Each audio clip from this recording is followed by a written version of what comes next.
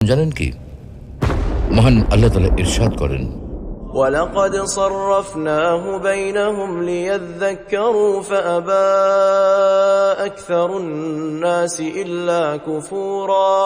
আমি তাদের মধ্যে বিভিন্নভাবে নিয়ামত বিতরণ করি যেন তারা স্মরণ করে, কিন্তু অধিকাংশ লোক অকৃতজ্ঞতা ছাড়া কিছুই করে না।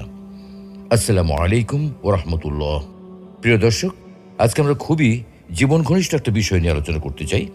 আমাদের জীবনে নানান দুঃখ কষ্ট, জীবন জীবিকার অনিশ্চয়তা এবং অর্থকষ্ট নিয়ে বিস্তারিত আলোচনা করতে চাই। কেন আমাদের জীবনে এইসব দুর্যোগ ও দুঃখজনক ঘটনা ঘটে, তার প্রকৃত কারণ অনুসন্ধান করতে চাই। প্রিয় দর্শক, ইসলাম বিদ্বেষীদের একটা কমন প্রশ্ন, আল্লাহ থাকতে এত প্রাকৃতিক দুর্যোগ কেন?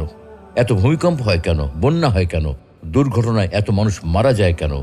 স্রষ্টা যদি থেকেই থাকেন, তবে তিনি কেন মানুষকে এত দুঃখ, কষ্ট ও বিপদ দেন? স্রষ্টা যদি